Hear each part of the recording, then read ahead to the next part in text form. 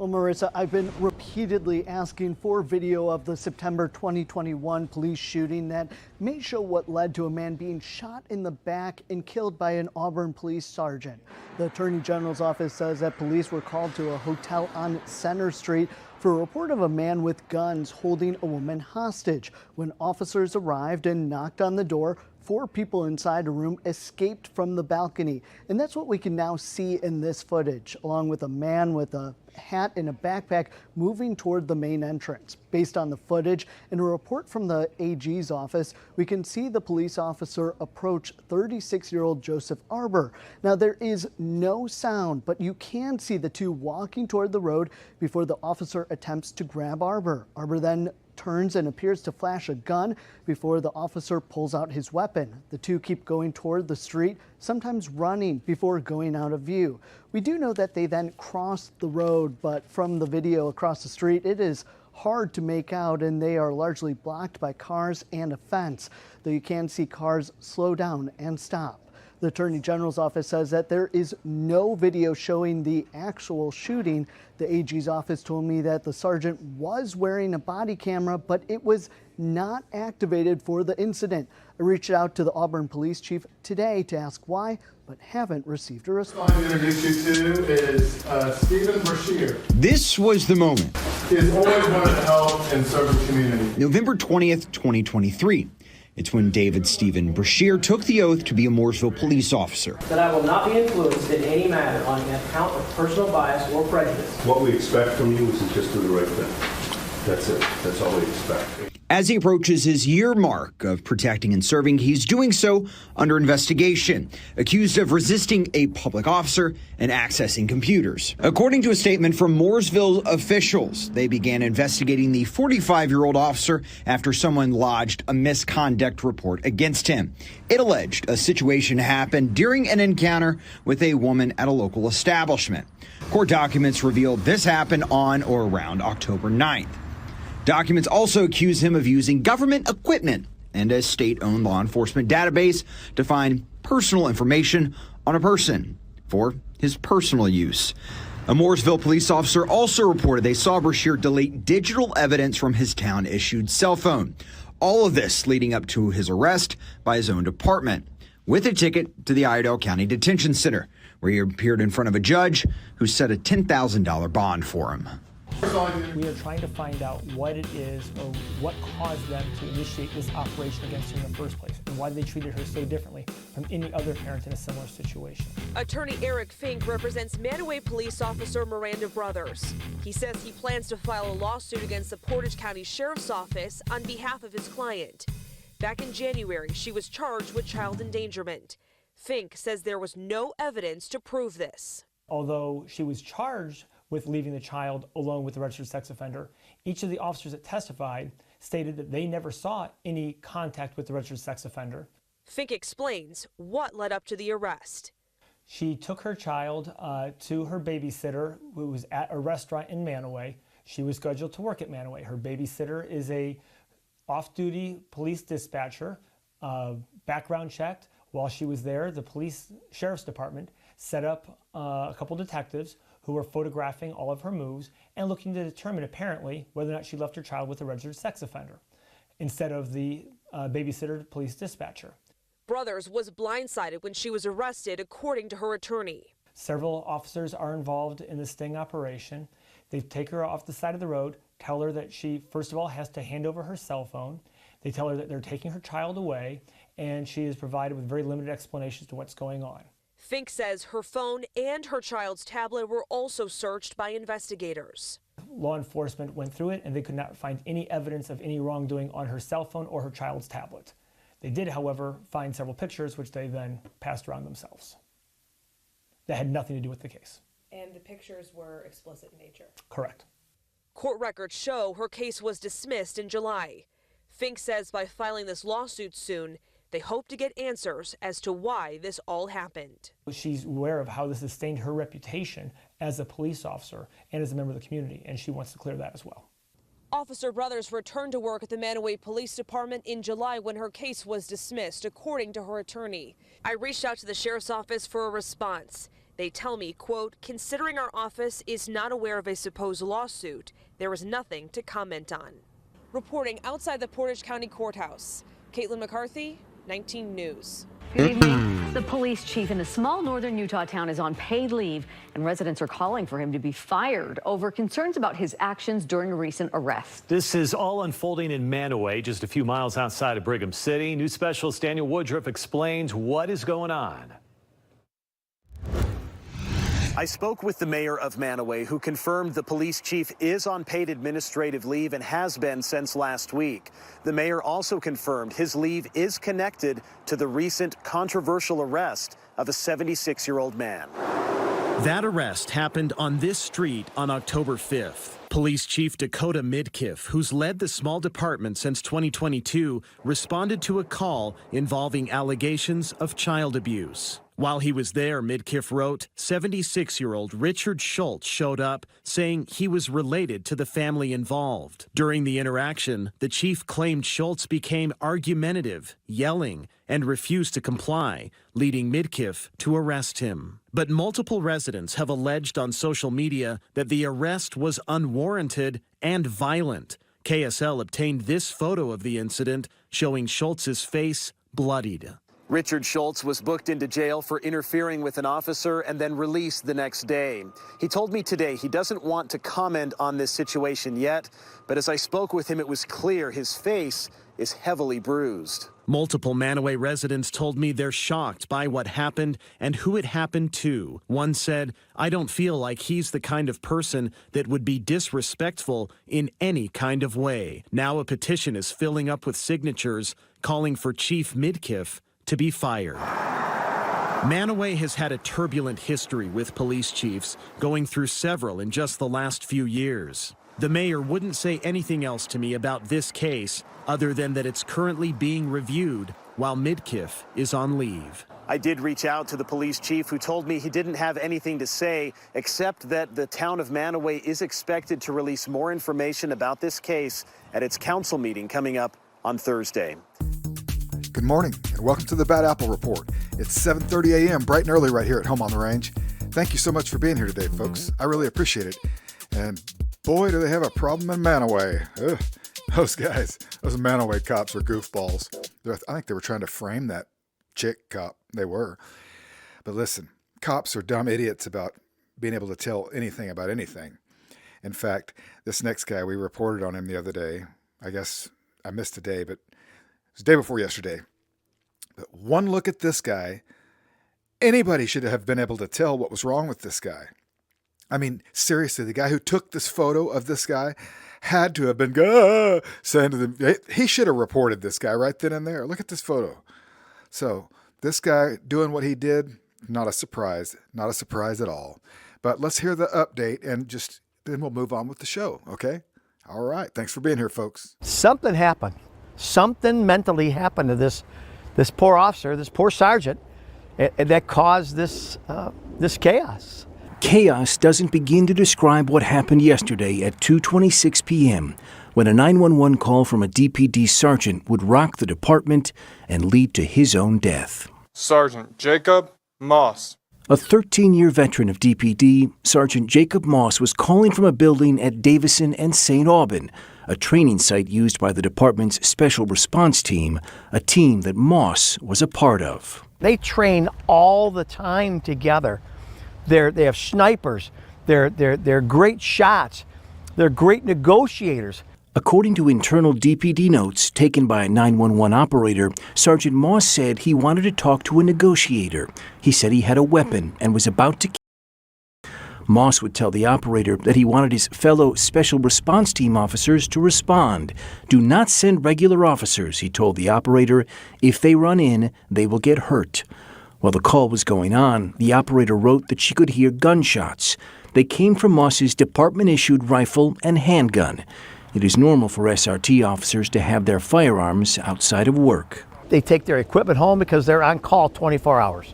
If we get a barricaded gunman, we call SRT. At the same time Moss was talking to 911, we've learned his commander placed a call to his cell phone and tried to talk Moss down. It is not clear from the 911 notes how long the two spoke. I've never seen anything like this where somebody summons his brothers in blue and sisters in blue, and he summons them to end his life. According to the 911 notes, Sergeant Moss complained that his job has no compassion and he has severe back pain, that he was upset about injuries from the job. But according to department sources, the most recent injury Moss had reported stemmed from an off-duty incident in June. Moss complained of physical pain he noticed after lifting weights, sources say, and started to use his sick leave. He would return to work months later in a limited-duty role, then, on his own, according to DPD sources, had his doctor sign off on a full return to work. Moss was back on October 3rd, was on no work restrictions, and helped serve at least one search warrant. 11 days later, he would take aim at his fellow officers who returned fire, killing him. Think about those coppers that had to take the life of somebody that they love. You guys just have to love the look of a cop who's been busted. Look at this guy. Let's just take it in. He was stealing from other cops, so he's in really big trouble. All right? Former Frisco police officer charged with stealing from police organization. Yes, sirree. Oh, what do we have here? Sergeant Colby Hill, a 12-year veteran of the department who served as the officer's associate treasurer. You can trust a guy like that, right? Submitted his resignation in August. I'm out of here. Frisco police launched an investigation into the alleged theft. An arrest warrant for theft by a public servant was issued for Hill, and he turned himself in to the Collin County Sheriff's Office detention facility on October 3rd. Oh, this is going to be great. To wear a badge as a police officer is a position of public trust. No, it's not. This former officer not only betrayed the trust of the community, yep, he sure did, but he also betrayed the trust of our FPD family. BFD. We don't give a F about your family, okay? He's a piece of crap, bad apple out in the public because you idiots keep hiring stupid idiots like that. All because you think they look and might be benevolent. Well, they're not. He's not benevolent. He stole money from his colleagues intended for benevolence and used it for his own personal gain. Like any cop, and all cops would do. He's just going to be replaced by another idiot. Hill should be held to account for his criminal actions, just as our community would expect for anyone who engages in such conduct. Said Frisco Police Chief David Shilson. Oh, Shilson, you're an idiot just like he is. You hired that goofball. You built that, all right? On with the show. What happens when police officers hide behind the mask of extremist groups? Since January 6, 2021, more than a dozen CPD officers have been tagged as members of radical, sometimes violent groups, even as they deny it and remain on the job. Tonight, some of those officers and others with seriously flawed work histories may be among the names targeted for state decertification after a history-making move by the Chicago Inspector General. In order to serve as a police officer in any department in Illinois, a person must be certified as eligible to do so by the state of Illinois. Tonight, City Inspector General Deborah Witzberg has recommended that the state decertify a number of CPD officers and has sent the names and alleged misdeeds of those officers here to the Illinois Law Enforcement Training and Standards Board, headquartered in this plain brick building in Springfield. According to the agency, a new law allows inspectors general to ask that officers be defrocked for verified excessive force, tampering with official body or dash cam footage, and lying, and any other unprofessional or unethical conduct harmful to the public. As the I-Team first reported nearly 2 years ago, at least a dozen CPD officers had been linked to the Proud Boys, Oath Keepers, and other anti-government, sometimes racist extremist groups, but allowed to stay on the job. Tonight, Witzberg declines to discuss which officers are being recommended for state decertification or for what reason, but pointed to honesty as an important criteria. We have highlighted situations in which CPD members have been allowed to keep their jobs in the department despite having been found to violate the police department's rule against false reports. Lying is specifically a category which is eligible for discretionary decertification. We take those cases very seriously. People who lie in reports should not continue to serve as police officers. Last spring, the Inspector General asked that Mayor Johnson and the police department take more robust action against officers who had broken the rules. Tonight, she won't say whether they could have headed off state involvement in a city matter. One upside to state decertification by Illinois officials, the action extends across Illinois and prevents bad officers from losing their job in one city only to end up in another. That's something we've seen in recent years here.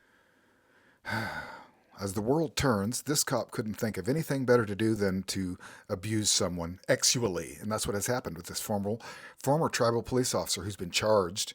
Okay, a jury has convicted, not just charged, but look at there. A jury has convicted a former tribal police officer of sexual abuse. Court documents say that at least, last year a young girl reported that 54-year-old Oscar Hudspeth Sr. sexually abused her while he was married to her mother. Oh, goodness. Hudspeth was working as a law enforcement officer for the Ogallala Sioux Tribe Department of Public Safety at the time. He faces up to life in federal prison. Ooh, Hudspeth. A sentencing date has not yet been set. Well, that's a bad apple right there, and that's why we do the Bad Apple Report nearly every day right here at home on the range. Rut-roll. We have an off-duty Shreveport officer arrested for alleged domestic abuse with child endangerment. Let's just hope this is not a diddler report. It may not be. A welfare concern report led to the arrest of an off-duty Shreveport police officer on October 15th, just the other day. Shreveport Police Department responded to a welfare concern in the 3300 block of Mesa Drive. The incident led to the arrest of an off-duty SPD officer, Marcellus Anderson, for 2 counts of domestic abuse battery with child endangerment. Oh, Marcellus, what have you done? Officer Anderson, who has been employed with SPD since February 2023, has been placed on administrative leave pending the outcome of the investigation. Okay, the victim in this case is expected to recover. Well, what happened? I'm deeply saddened by the events that have unfolded. We will ensure a full and transparent investigation into this matter. Chief Smith, who has told us nothing. Thanks, Chief. You hired a loser, like usual. Okay, and it turns out that his name is Marcellus Anderson. Bad apple. All right. Attorneys representing 3 white men accused of beating an off-duty black cop are pushing back against those accusations. While local activists call this a racially motivated crime, Dion Broxton heard from one of the suspect's attorneys who questions the officer's actions that day. Brad Dede is representing an Arnold man accused of assaulting and holding an off-duty police officer hostage. You think your client was defending himself? Yes, the car was headed right to him. St. Louis County Police say last month, an off-duty officer accidentally drove into a construction zone at Lemay Ferry Road in Lindbergh in South County. That somehow led to an altercation with Matthew Devlin, Garrett Gibbs, and Donnie Hurley. Dede says the officer drove into the site on purpose. You're approaching enough lights to be an alien spaceship, and he just drives right through, refused to back up, refused to get out of where he was not supposed to be. We definitely have our concerns with how the investigation was handled on scene. The victim is receiving support from the local NAACP and a national black officer group because they believe the suspects assaulted the off-duty officer because he is black. Devlin is accused of spewing racial slurs during the incident. This ain't Jim Crow, it's not slavery. Stan Dooley is a sergeant in the St. Louis County Police Department, but Monday, he spoke as a member of the Ethical Society of Police, an organization founded by black cops to address race-based discrimination in the St. Louis Metro. Not just a police officer, but this should not happen to anyone. But Hurley's lawyer believes this is about the department protecting its officer who was in the wrong. If this officer is so thin-skinned and volatile that he gets out of his car from where he shouldn't have been in the first place and gets volatile with these, maybe he shouldn't have a gun and a badge in the first place. Dion Broxton, First Alert 4. All 3 of those suspects are scheduled for bond reduction hearings tomorrow. The St. Louis County Police Department and prosecutor's office say they are still investigating. That's a wrap. Thank you guys so much for being here to watch the Bad Apple Report this morning. I really did miss you guys yesterday. My friends from Austria, they're here. They're having a great time. And my buddy, he brought me this from another friend of mine in Germany who has decided that this instrument, this vintage, beautiful alembic bass needs to have a life recording and needs to be heard, and thusly that's what I'm going to do throughout the years now. In fact, it's first day with me. Well, today is going to be a really big day. So we'll spend 12 hours in the studio recording today. I hope that I can record all day with this, but I am a little bit of a creature of habit, and I've only been recording with the same instrument for the last, 14 years with the same strings. So there will be a little bit of getting acclimated to go on. But anyways, I ramble on. I'm having a lot of fun. You guys are awesome. I got to get to work. Thank you so much for being here today, and we'll see you tomorrow morning, I hope, bright and early.